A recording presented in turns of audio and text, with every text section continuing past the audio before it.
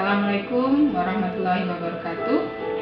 Hari ini saya akan membahas masalah kecanduan pada anak, dan ini sangat urgent, yaitu kecanduan gadget dan kecanduan artis favorit. Kecanduan gadget bisa terjadi pada anak-anak, misalkan kecanduan game, Free Fire dan sebagainya. Kecanduan artis ini yang sedang booming yaitu K-pop.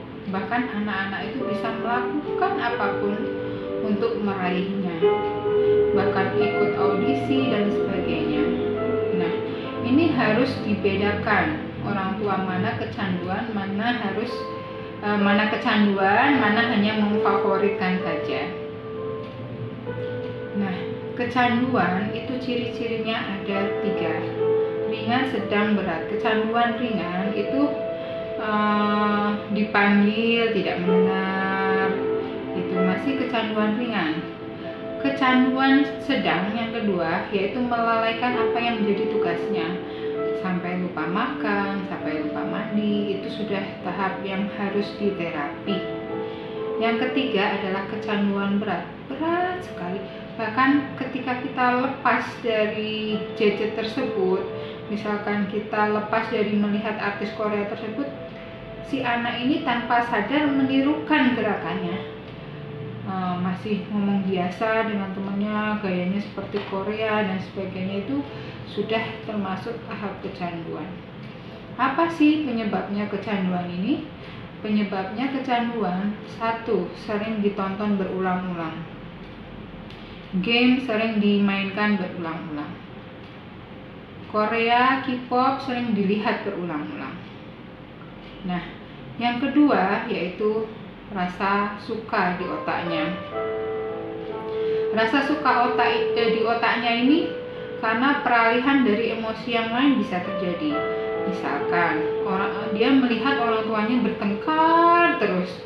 Nah, akhirnya untuk meralihkan rasa sedihnya dengan melihat orang tua yang sering bertengkar, pas ketika dia lihat Korea dia sangat happy, maka itu yang akan berusaha dia raih. Jadi seperti obatnya, dia merasa obatnya yaitu nonton Korea gitu. Nah, bagaimana cara mengatasinya? Ya, 2 faktor penyebab ini kita harus putus. 1, tadi yang saya bilang kecanduan itu terjadi karena pengulangan itu sering ditonton, sering misalkan game sering dimainkan, ya kita putus faktor penyebabnya. Sebagai orang tua punya otoritas untuk memutuskannya. Misalkan hanya boleh main game Sabtu Minggu, itu 1 jam aja, jam 11 sampai 12, ya orang tua harus berkomitmen. Jangan anaknya sedih terus ngamuk-ngamuk ngalah gitu, orang tuanya udah ini kasih HP-nya, udah sana main, ya itu nggak boleh. Jadi orang tua harus berkomitmen bahwa main gadget, main game itu hanya 1 minggu dan itu hanya 1 jam. Harus tegas, beda tegas dengan marah-marah ya. Yang kedua tadi memutuskan faktor penyebabnya seperti itu, jadi membatasinya, termasuk yang kecanduan Korea, K-pop itu dibatasin. Kamu hanya boleh nonton gitu tiap hari Minggu, tidak boleh hari lain nonton seperti itu gitu. Bahkan orang tua ngasih punishment nggak apa-apa, itu suatu ketegasan. Kalau kamu mengingkarinya, ada hukuman, tidak boleh memegang HP sama sekali, bisa diberi punishment seperti itu. Yang kedua yaitu rasa suka terhadap benda tersebut. Nah, ini orang tua harus mengerti kenapa dia suka terhadap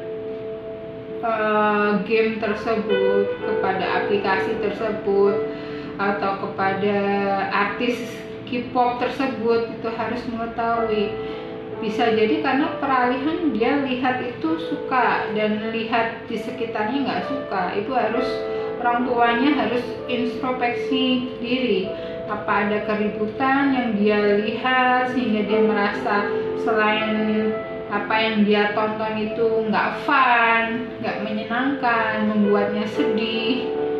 Nah, itu itu harus hanya orang tuanya yang tahu, jadi orang tuanya harus memperbaiki. Nah, tambahan yang ketiga adalah pendekatan terhadap anak. Pendekatan terhadap anak ini simple.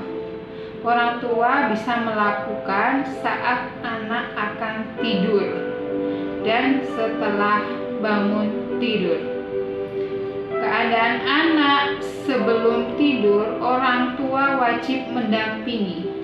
Orang tua duduk di sebelah telinga kanan anak. Anak diusap-usap, dibilang, "Mama sayang kakak, kakak sayang mama kan? Mama ingin menjadi kakak anak yang berguna, yang pinter, yang nurut mama." Masukkan 3 poin.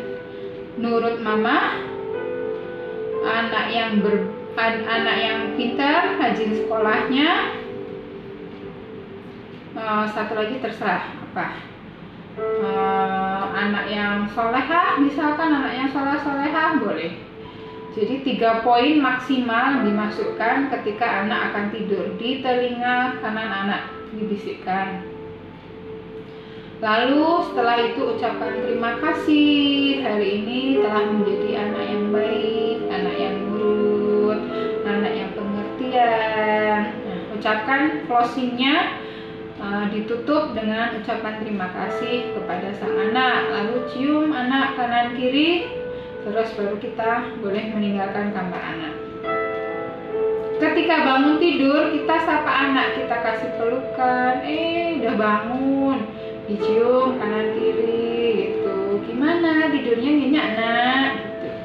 Itu perhatian yang sangat simpel tapi berkesan terhadap anak. Kehadiran orang tua di saat anak bangun tidur dan sebelum tidur itu sangat dibutuhkan oleh seorang anak. Nah, waktu memasukkan hipnoterapi tersebut, membisikkan, itu tidak boleh menggunakan kata tidak dan bukan. Nah, misalkan tadi waktu membisikkan, jadi anak yang nurut ya nak, jangan mainan HP, itu tidak boleh ada kata gitu. Nanti yang ada malah mainan HP. Jadi yang nurut sama mama, yang nurut, terus tinggalkan HP boleh, tinggalkan HP gitu boleh. Misalkan tinggalkan HP, kan nggak ada kata tidaknya atau jangan ya, jadi langsung tinggalkan HP, itu bisa. Nanti benar-benar meninggalkan HP. Itu dilakukan selama 21 hari. Nah, selama 21 hari itu tiap malam bangun tidur kasih pelukan, insya Allah akan ada perubahan terhadap anak. Bahkan anak pun nanti akan melihat temannya main HP, dia nggak akan tergiur main HP. Dan dia hanya di alam bawah sadarnya kata-kata nurut kepada mama itu yang akan dia turutin. Ya, jadi bisa dilakukan itu untuk hipnoterapinya. Nah, tapi ketegasan orang tua tadi memutus faktor penyebabnya harus juga, karena kalau nggak diputus selama hipnonya dijalankan tapi tidak diputus faktor penyebabnya, jadi bersaing antara hipno sama pengulangan apa yang dia tonton. Nah, jadi persaingan itu kontras. Jadi orang tua tetap harus tegas membatasi dan memberikan hipno tiap akan tidur. Terus selama 21 hari tersebut tidak boleh memarahi anak, kalau tidak hangus semuanya. Sekian, semoga bermanfaat. Wassalamualaikum warahmatullahi wabarakatuh.